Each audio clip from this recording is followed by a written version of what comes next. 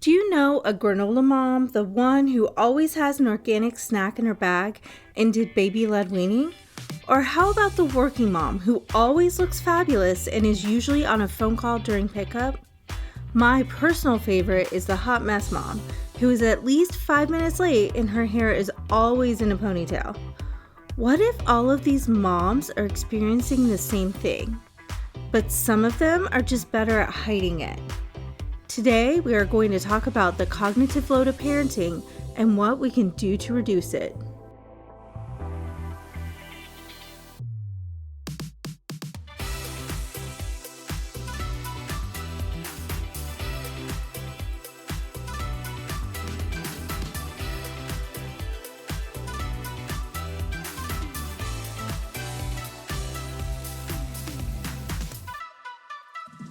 I'm Amanda Armstrong, and welcome to Insights from Insight. This week, I want to talk specifically to moms and to women, especially those single married women who are struggling every single day. My age of mom had all the mom types and actually kind of defined them. I envied the working mom and really never understood how her hair was always perfect. I would label myself as a combo of all three. But as a teacher, I couldn't afford the fabulous shoes. Nor could I actually pump at school long enough to get to baby-led weaning. One of my favorite parts of the mom group I ended up falling into was that it welcomed all these moms with open arms. It was honestly super awesome and great.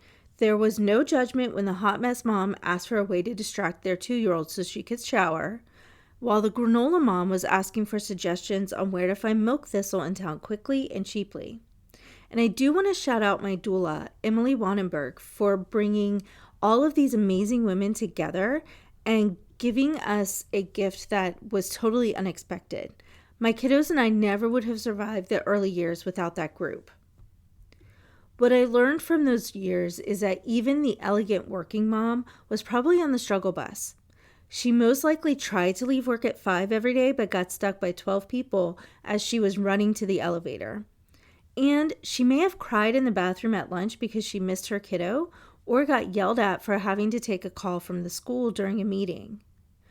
The granola mom very well may have been so touched out from nursing that she hadn't had sex since the baby was born, and the hot mess mom just didn't have the resources or any grandparents around to help her, and very well could have been what is now termed a married single mom. Bottom line is that parenting is really, really hard. It's exhausting, and it requires so much of your brain that the fact that you can even find shoes to match is a good day. Modern parenting feels like we're trying to run sophisticated software on RAM that is already full, even if you're good at hiding it in public. And now that my kiddos are all double digits, I very much have realized that it never gets easier. It just looks different. I may not have Mickey Mouse Clubhouse running on repeat so I can shower anymore, but I do have to spend every evening going through 14 different apps to make sure that my kids did their homework. Whether it's hot dog on repeat in the background or remembering how to log into the newest reading app, it all takes up space in your brain.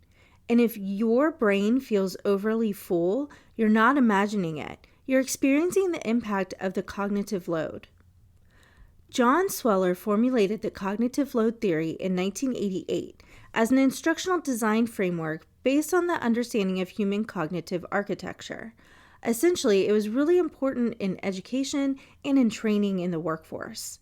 I'm now seeing the concept make its way through social media with teachers specifically when we're doing things like brain breaks and not assigning homework. When it comes to applying the cognitive load theory to parenting, it essentially tells us that our working memory has a limited capacity and that your brain can actually get full.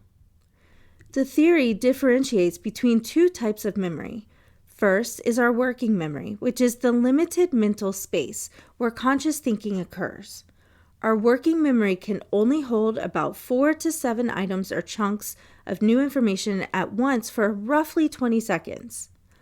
Our long-term memory refers to a virtually infinite mental warehouse that stores information in the form of organized knowledge, which neuroscience, education, and psychology worlds called schemas. Once information is stored as a schema and it goes into our longer-term memory, it effectively bypasses the capacity limits of the working memory. Sweller also identified 3 types of mental efforts that can impact working memory.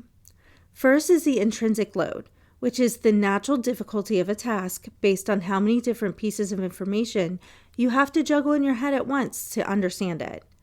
So for those of us working with 4th grade math again, remembering how to multiply mixed numbers requires more intrinsic load if we haven't done it in a while. But if you are in a career that uses fractions often, the intrinsic load is probably less for you. Another part of our cognitive load comes from the extraneous load. Extraneous load refers to the mental strain caused from poor presentation or organization. In other words, it's harder to find your charger in a junk drawer that has 4,000 items rather than 40 items. This is especially problematic for those with ADHD.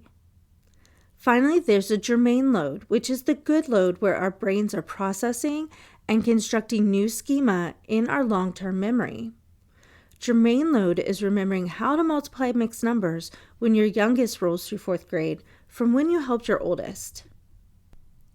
While Sweller insisted that we could hold up to 7 pieces of information in our working memory, psychologist Nelson Cowan states that our brains have a core capacity limited to 3 to 4 items at any given time. I like to explain this concept using a desktop tabs analogy. Imagine your browser window. You might have 50 tabs open, but you can only see and interact with one at a time. Many of us have multiple monitors now, so we can interact with 2 to 3 tabs at once. But Cowan's limit states that there is only 3 or 4 tabs that are currently pinned or loaded in your active attention. Even if you have tabs for a grocery list, a work project, or your kid's soccer schedule, and dinner planning open, you can only actively process or edit about 4 of those tabs at once. As many women and mothers know, we are constantly interacting with way more than 4 tabs at a time because of all the processes running in the background. We can call the constant background tabs that are open the invisible labor. An example of this is when you're cooking dinner and use the last of the pasta. You mentally add pasta to the grocery list you have running in the background.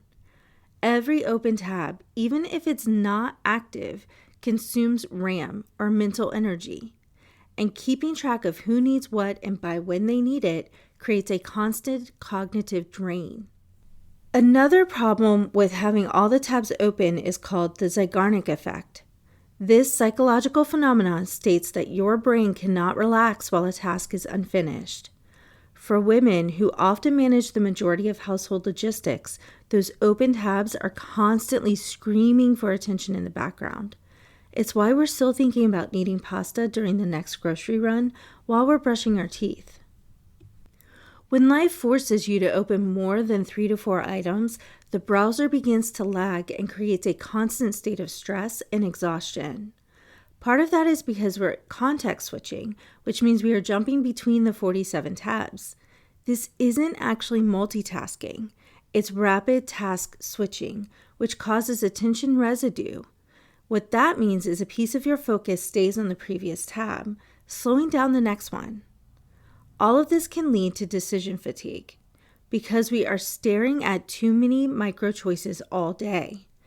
Every day we end up exhausted before we even get out of bed in the morning. Our brains never get to actually shut down and recover, which lowers our ability to form new schema, control our emotions, and makes the constant daily decision of what's for dinner just awful. All of the science tells us that we cannot function at a high cognitive rate at max level all the time. We just get burned out. We get frustrated. We end up yelling.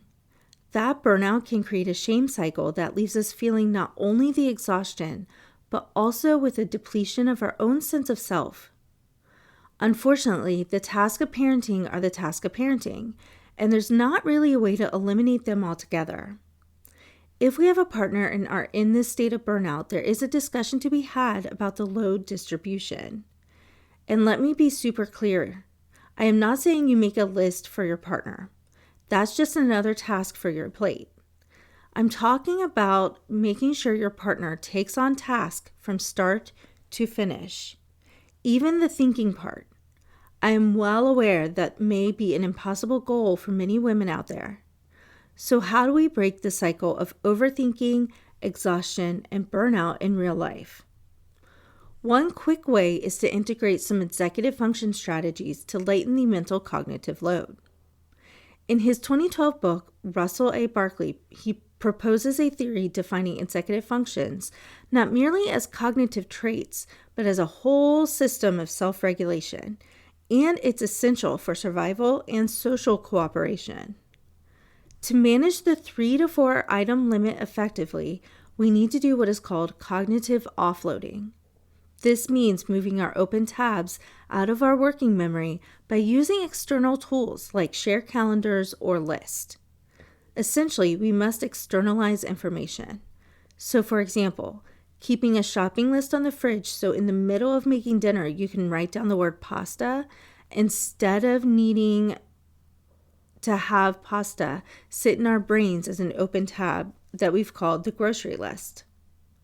Another thing we need to start embracing is single tasking. Limiting our activity window to 3 to 4 specific pinned tabs per block of time to avoid the system lag. We can't feel time, but we do need to see it. So using color blocking in a digital calendar is a great way to start blocking out your time for certain tasks. I usually start with the things I have to do for my own well-being, like taking a shower or drinking a cup of coffee. And then I work in everything else I have going on around those blocks. I even make them pink because that's my favorite color. Of course, there's always delegation. True delegation isn't just asking for help. It's handing over the tab or the task entirely so that you no longer have to keep it loading in your background memory.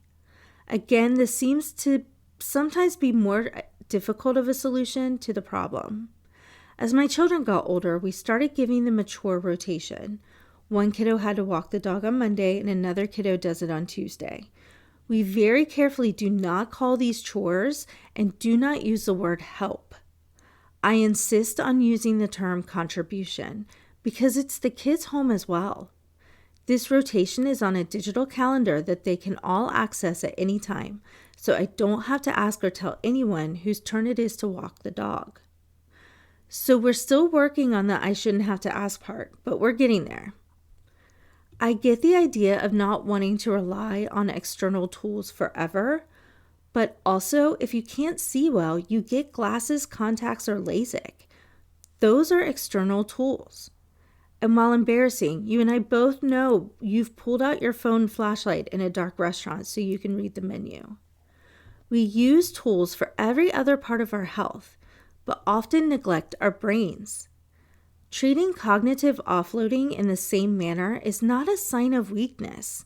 It's recognizing that you are human, and it demonstrates problem solving for your kids. It can also prevent an awkward Thanksgiving in the future where your child's new partner asks why you never taught your kid to load the dishwasher.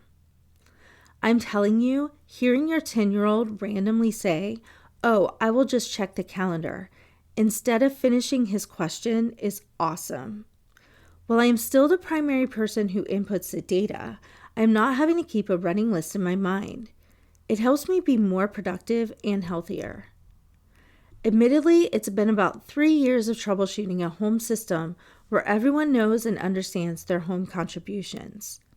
But a lot of my daily cognitive load is more manageable, and I'm actually sleeping at night.